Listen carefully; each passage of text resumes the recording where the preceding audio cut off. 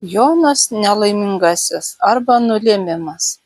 Anuose amžiuose gyveno turtingiausias visame pasaulyje pirklys, bet buvo toks didelis godulis ir šykštuolis, kad jokiam žmogui nieko gero nepadarė, o jau koks elgeta negalėjo pas jį ir nakvynės pasiprašyti.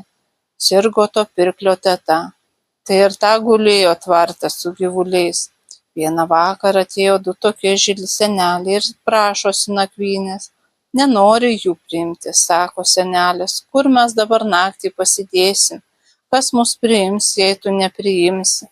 Per didelį jų prašymą jis juos priima, sako, eikit į tvartą ir atsigulkit prie gyvulių.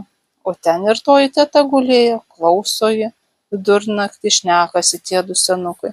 Šiąnakt tame kaime gims neturtingo ūkininko sūnus, vardu bus Jonas nelaimingasis. Jis valdys šio turtingo pirklio turtus, o viso to ženklu tebūna sveika šita moteriškė.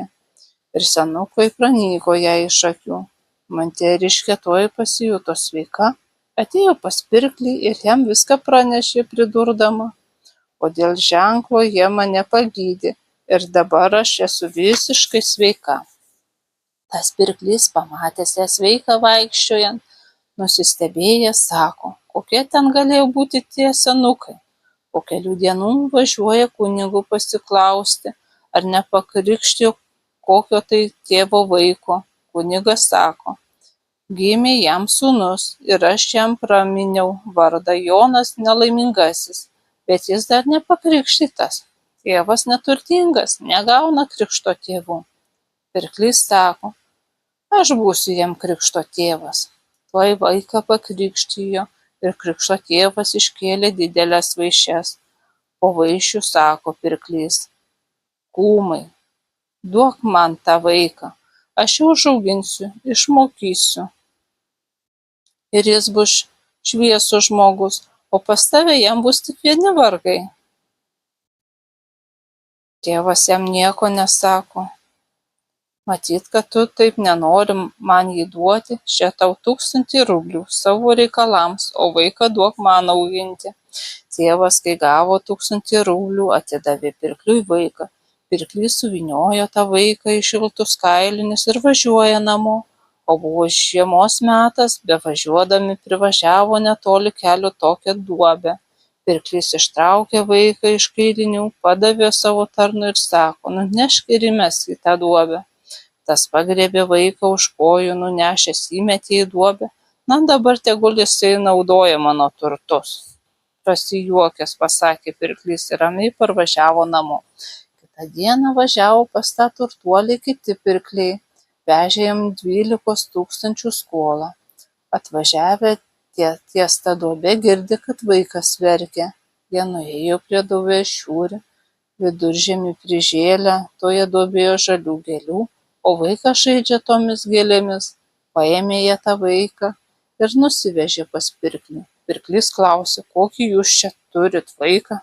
Atvažiuodami radome sieną toj duobėj. Jūs palikit man, jis sako pirklys, kol parvešit sušaldysit. Jie tyli, manyt nenori duoti. Pirklys sako, aš jums už tą vaiką dovanosiu 12 000 skolos. Kai dovanojo skolą, jie ir atidavė vaiką. Pirklys padarė statinę, išsmalavo, įdėjo į tą vaiką ir paleido į marias. Kai vienas vienuolis nuėjo vandens, klauso kūdikio riksmas. Tuoj sėdo į laivelį, priplaukęs paėmė statinę ir išnešė į krantą. Lankus nukalė, išsėmė vaiką ir nunešęs vyresniam sako, radau ant marių statinėj vaiką.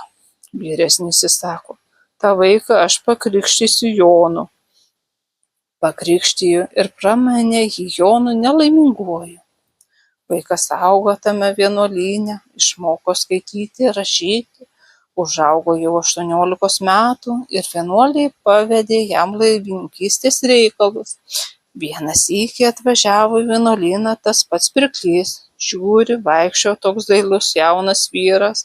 Klausė pirklys vienuolis, vienuolio, iš kur jis atsirado. Vienuolis sako, mes jį pagavom statinėje ant marių ir praminėm Jonu nelaiminguoju.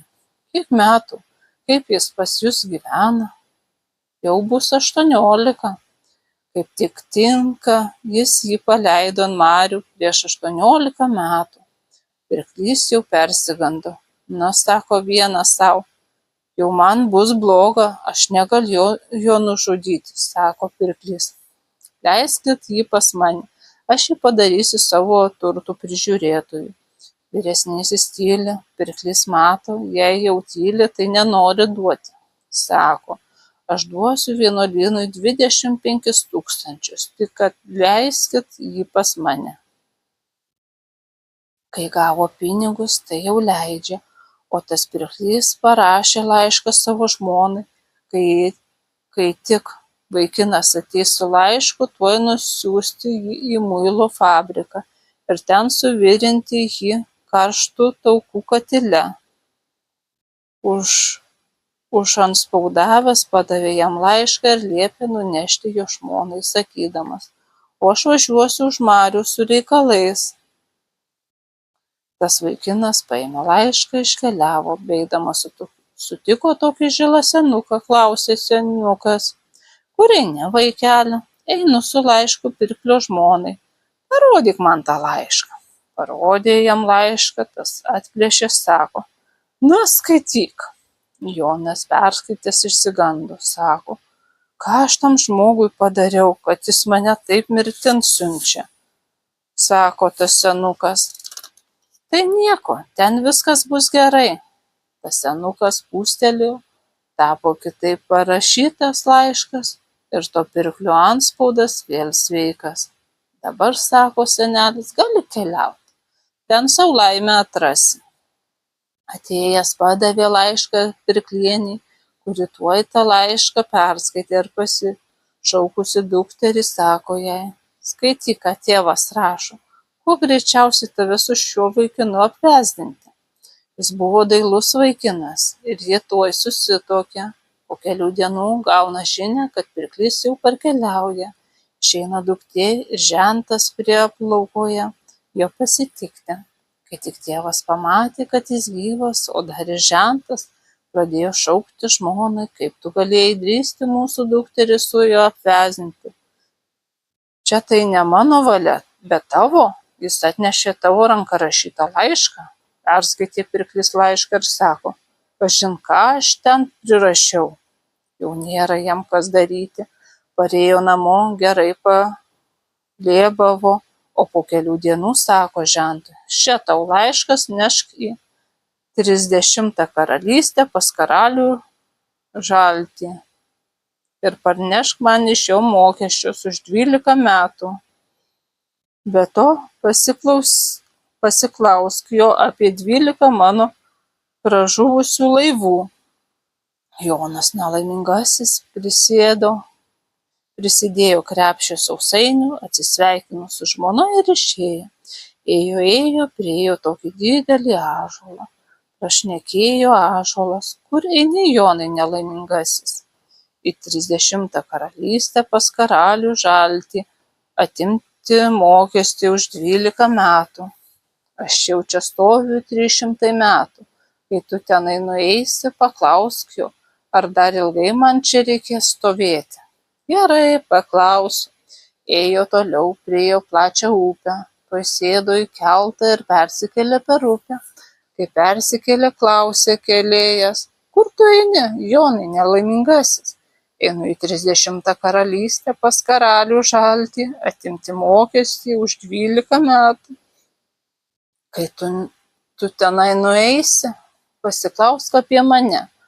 Aš čia važinėju 30 metų, o dar ilgai man čia reikės kilnot žmones. Gerai, paklausiu. Eina toliau, priėjo prie mėlynų jūrų, žiūri, guli žuvis tilto vietoj, prašnekėjo toji žuvis. Kur eini, Jonai nelaimingasis? Einu į 30 karalystę pas karalių žaltį atimti mokestį už 12 metų. kai tu nueisi pas jį, paklausk apie mane, ar aš dar ilgai turėsiu tarnauti tilto vietoj. Mane ir pėsti mindo, ir važiuoti važiuoja, ir eiti joja. Jau mano mėsas numynė iki kaulų. Gerai, paklausiu. Eina toliau. Priėjo žalias pievas, o už tų pievų stovi dvaras. Įėjo į tą dvarą, į tuos rūmus, nieko nėra. Eina į kitą, trečią kambarį, nieko nėra. Atėjo paskutinį kambarį, žiūri, sėdi graži pana ir verkia. Klausia pana, ko tu čia atėjai į šitą užkeiktą dvarą? Mane čia atsiuntė pirklys atimti mokesčius už 12 metų. Ne mokesčių tave čia atsiuntė, sako toji pana, bet atsiuntė tave mano ponui suėsti. O ką, brolau, tai tu daug keliavai, gal kokių naujienų girdėjai?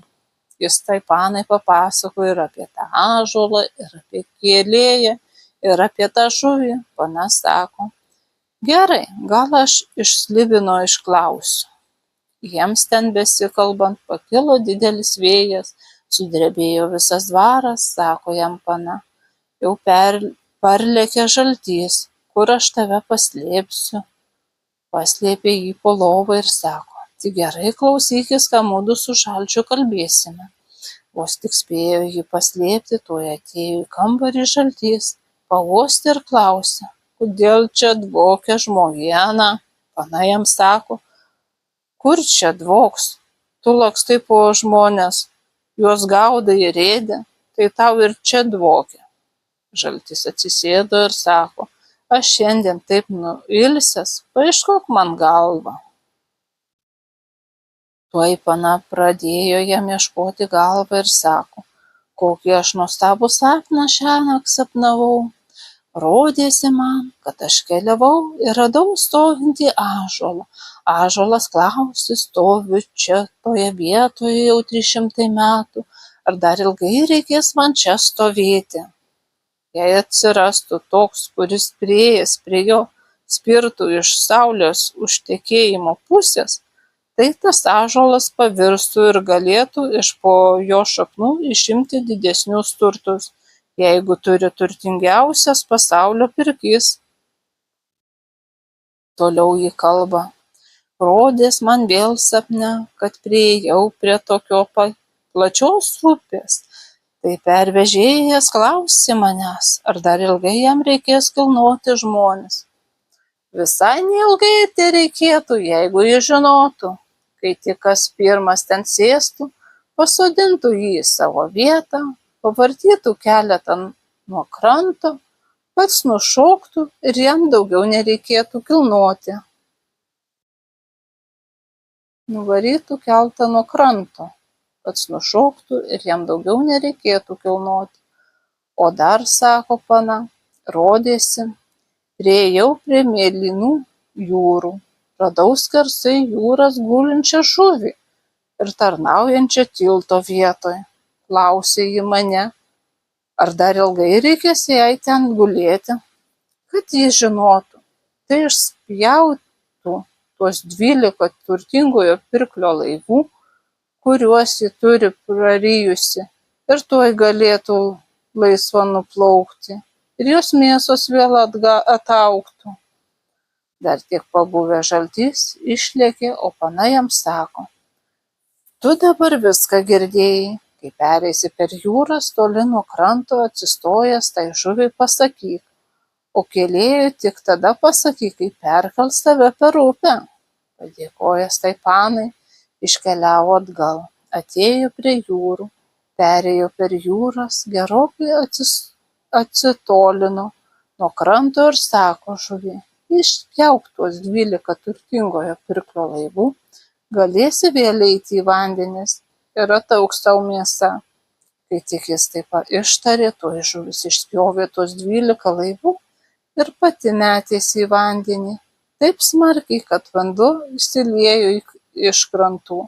Net ir ten, kur jis stovėjo, apsėmė jau vanduo iki kelių. Eina jis toliau, o tie laivai plaukia, atėjo pas upę, klausė tas kilnotojas, O ką, ar paklausi? Paklausiu. Kai perkelsi per upę, pasakysiu. Kai perkelė per upę, jis atsitolindamas tarė: kai tik kas pirmutinis ateis persikelti, pasodink jį į savo vietą, atstumk keltą nuo kranto ir galėsi eiti sau laisvas. Nuėjo Jonas nelaimingasis prie to ąžuolo, spyrė nuo saulėtekio pusės koją, medis parvirto, pasirodė baisūs turtai. Jis sustabdė tuos laivus, pinigus ir brangius akmenis sukrovė į juos ir tuojau davė žinią tam pirkliui, kad parkeliauja žentas su 12 laivų ir baisia galybe pinigų parveža. Pirklys sako: na, kad jau jis ir ten galo negavo, tai jau nebežinau, ką su juo padaryti. Važiuosiu pas karalių žaltį pasiklausti, kaip jam galą padaryti. Tuoj liepiu pakinkyti arklius ir išvažiavo. Atvažiavo prie tos upės, reikia jam persikelti. Kai tik sėdo į keltą, kėlėjas nulipo ir pastūmė nuo kranto.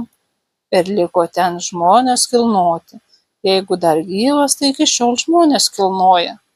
Negavo ramios vietos savo turtuose, liko amžiams kėlėju, o Jonas nelaimingasis parplaukė su 12 laivų. Po savo laimingos kelionės suruošė didelę puotą ir laimingai valdė visus pirklio turtus iki savo dienų galo.